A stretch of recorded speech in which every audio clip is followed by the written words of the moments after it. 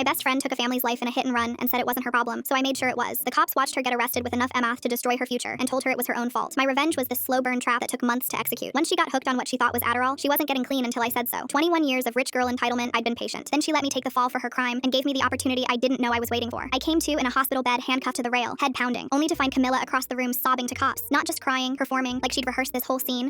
I was so scared when she grabbed the wheel story might as well have been written by her family's lawyers. I tried to speak, but my throat was raw from screaming. 21 years of being her charity case friend had officially ended. Around noon, detectives questioned me like they'd already decided I was guilty. I explained what really happened. Camilla was wasted and high on Adderall at her 21st birthday party. She insisted on driving, ran a red light doing 60, slammed into a mother's minivan. The mom died on impact along with her 2 daughters. Camilla had stopped for 10 seconds, looked at the bodies, said they were already dead and drove off. When I tried to grab the wheel to make her go back, she swerved us into a pole. The detectives just kept writing, said security footage from the club was corrupted. The valet who saw Camilla stumbling to her car suddenly couldn't remember anything. When I begged them to test her blood, they said the 3 words that sealed my fate. You killed them. Those words flipped a switch in my brain. 21 years of patience. 21 years of watching her buy her way out of trouble. 21 years of her family's just like that. Excuses. But killing 3 people and making me take the fall. They arrested me for vehicular manslaughter while Camilla's parents comforted her. Through the window, I saw their Mercedes pull away. Perfect. I was ready to play the long game. I got 5 years and served 3, studying chemistry books from the prison library. Not for education, for revenge. I learned how methamphetamine mimicked Adderall at first, how it destroyed you slowly. I lost 30 pounds, dyed my hair, practiced a new voice. When I got out, I wasn't her old friend anymore. I was Serena from Oregon, a transfer student who needed to finish her biochem degree. The study group at Camilla's university accepted me without question. Camilla didn't recognize me at all. The prison weight loss and hair color fooled her completely. I became helpful Serena who understood organic chemistry and always had good notes. When Camilla mentioned her doctor got busted for overprescribing Adderall, I casually mentioned I had a connection. She jumped at it. For a month, I gave her real Adderall, became her trusted dealer. Month 2, I started mixing in small amounts of Emma. She loved how it made her feel, how she could study for 30 hours straight. By month 3, she was fully hooked, hands shaking, paranoid, but still thinking it was just really good Adderall. She tried everything to get more, begged, offered double price, showed up at all hours. Her BMW became a regular sight outside my apartment. The night before her MCATs, desperate and shaking, she asked for a bulk buy. I gave her an address, told her to bring cash, sent her straight into a DEA sting operation I'd researched online. They arrested her with enough MF to end any medical career. Her father's lawyers couldn't spin this one. Failed substance tests, possession with intent, the works. But the best part came during withdrawal. She had a massive seizure that left her with permanent tremors. When they released her on bail, she tried to drive home. Still shaking, brain foggy from withdrawal, she crashed her new Mercedes at the exact same intersection where she'd killed the mom and her daughters. By Sunday, word had spread through the medical school. Her professors discussed revoking her enrollment. Former friends whispered about her meth problem. The girl who'd been destined for Johns Hopkins was now a cautionary tale. The brain damage from the crash left her with tremors so severe she couldn't hold a pencil steady. No medical school would touch her. No residency program would risk it. Tuesday morning, I visited the mom's grave. Her surviving family had left fresh flowers and photos. Camilla would never be able to hold flowers steady enough to place anywhere. We made eye contact once at a coffee shop months later. Her hands shook as she tried to hold her cup. She opened her mouth, probably to accuse me of setting her up, and I couldn't help myself. I mouthed the mom's name. She knew exactly who I was and what I'd done. I'd won without violence, without screaming, without leaving any evidence. Just years of careful planning. I never found out what happened to her after that final encounter, but I heard the medical school revoked her enrollment. She posts conspiracy videos sometimes about being set up, but who believes a brain-damaged former MF addict?